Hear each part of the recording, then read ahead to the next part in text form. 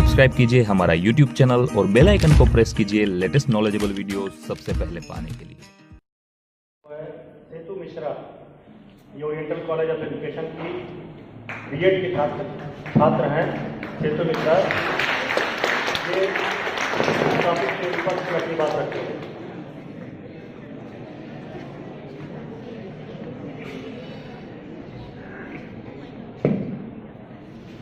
सबसे पहले मैं मौलाना अबुल कलाम आज़ाद को कोटि कोटि नमन करता हूँ।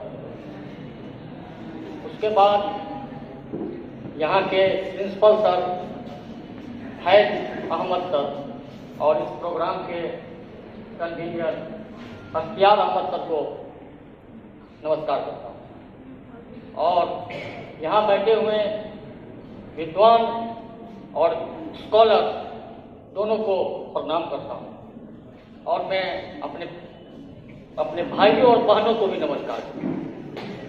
मेरा समय शुरू होता है अब। मेरा समय शुरू होता है अब।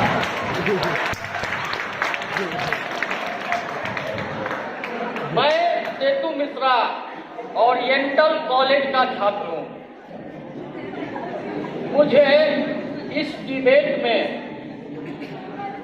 बोलने की प्रेरणा हमारे ओरिएंटल कॉलेज के महागुरु Moti sir, Sajid sir, Shiv sir और घनश्याम सर से मिली।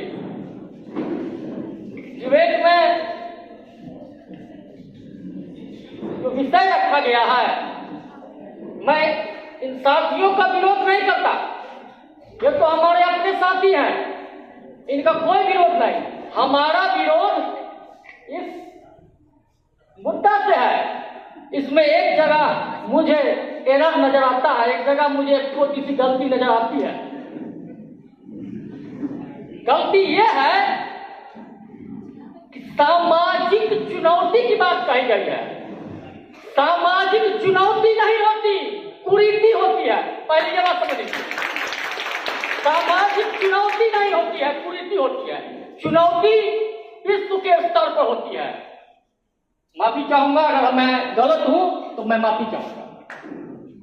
इससे पहले मैं अपनी बात को शुरू करूं, मैं आपको शिक्षा का दो अर्थ बताना चाहता हूं। शिक्षा का दो अर्थ है, एक व्यापक अर्थ और एक संकुचित अर्थ। व्यापक अर्थ में शिक्षा वह प्रक्रिया है जो जन्म से लेकर के मृत्यु तक चलती है और संकुचित अर्थ में शिक्षा केवल काले अक्षर को रट करके परीक्षा को पास करने से है, ताकि आपको एक नौकरी मिल जाए और आपको पेट भरने का एक साधन मिल जाए। हमारी शिक्षा व्यवस्था की नींव 3 स्तंभों पर टिकी है, नेचुरलिज्म, आइडियलिज्म और प्रैग्मेटिज्म। ये कोई साधारण बात नहीं है, इन पर 6 मिनट में चर्चा नहीं हो सकती है। लेकिन मैं इन वादों के समर्थकों के नाम ही आपको बता देता हूं, जिससे ये वाद खुद ही परिभाषित हो जाते हैं।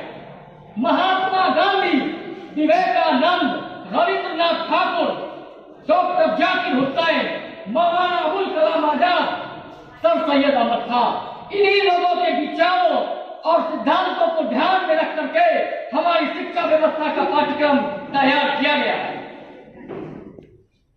जिस पाठ्यक्रम की नींव इतनी मजबूत है, उसके इमारत कैसे होंगे और उसमें रहने वाले लोग कैसे कैसे होंगे, इसकी एक झलक मुझे इस सभागार से भी मिल रही है।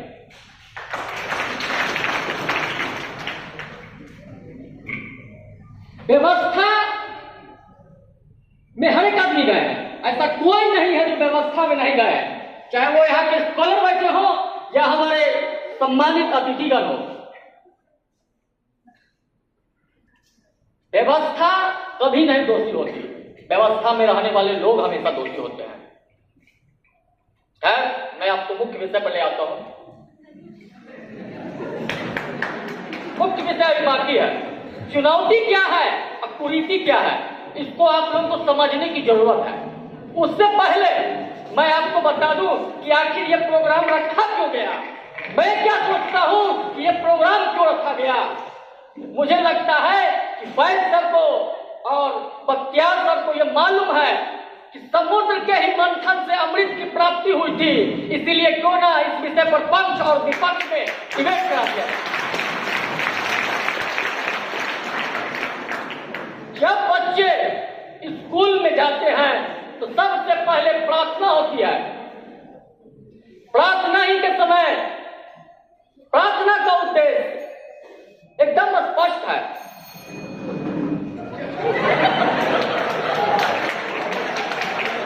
कोई बात नहीं है, कोई दिक्कत नहीं है। मैं 4 पंक्ति में अपनी बात को समाप्त करूंगा, कोई दिक्कत नहीं है। मेरा आप लोगों के बातों को काटना मेरा काम नहीं है। वो काम जब जुडिशियल पैनल जो बैठे हुए हैं वो निर्धारण करने का काम उनका है। मैंने सिर्फ और सिर्फ इस इवेंट के टॉपिक का विरोध किया बस। समय में गड़बड़ी हुई है,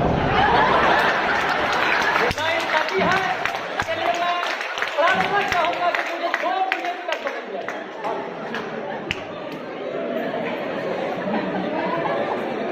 जब बच्चे स्कूल में आते हैं, क्लास शुरू होती है, घंटी लगती है, क्लास शुरू होती है। वहां देखिए, आप गौर से देखिए, सारी सामाजिक असमानता खत्म, सारी कुर्सियां खत्म, सभी बच्चे एक रंग के स्कूल ड्रेस, कॉलेज ड्रेस पहन के बैठ जाते हैं। ऊंच नीच, अमीर गरीब, किसान का बेटा, मजदूर का बेटा, सब एक जगह बैठा हुआ है, सबको एक जैसी शिक्षा मिलती है। कहाँ है सामाजिक कुरीति? व्यवस्था के बाहर निकलने के बाद सामाजिक कुरीति उत्पन्न होती है, व्यवस्था के भीतर सामाजिक कुरीति नहीं है। व्यवस्था तो सामाजिक कुरीति को खत्म कर रही है। गौर सिर्फ आपको करना है। बच्चा जब जाता है तो हम उसको पढ़ाते हैं अ से आम, अ से अनार, आ से आम, ई से इमली, ग से गमला। कभी सोचे हैं इसका उद्देश्य क्या है? बहुत छोटा सा प्रयास रहता है शिक्षा व्यवस्था का, लेकिन उद्देश्य हमेशा महान रहता है। ग्लोबल वार्मिंग और क्लाइमेट चेंज से निपटना हमारा उद्देश्य है। और यूएन की रिपोर्ट भी कहती है कि केवल और केवल वृक्षारोपण से ही इसको रोका जा सकता है, दूसरी कोई व्यवस्था नहीं। एक और छोटा सा उदाहरण पेश कर दूंगा और अपनी बात को समाप्त कर दूंगा।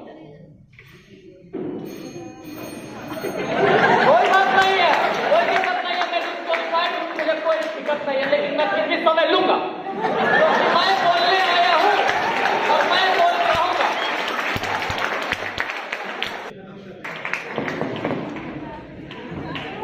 ये थे सेतु मिश्रा जी। सेतु मिश्रा जी, हम आपकी जज्बात का कदर करते हैं, लेकिन हमारे इस वाद विवाद प्रतियोगिता के कुछ नॉर्म्स हैं जिसको हम तोड़ना नहीं चाहते, इसलिए आपसे क्षमा भी चाहते हैं। कभी और आइएगा हमारे कॉलेज में, हम आपका स्वागत करेंगे। इसके बाद जो हमारे पास नाम है वो शुभ्रा।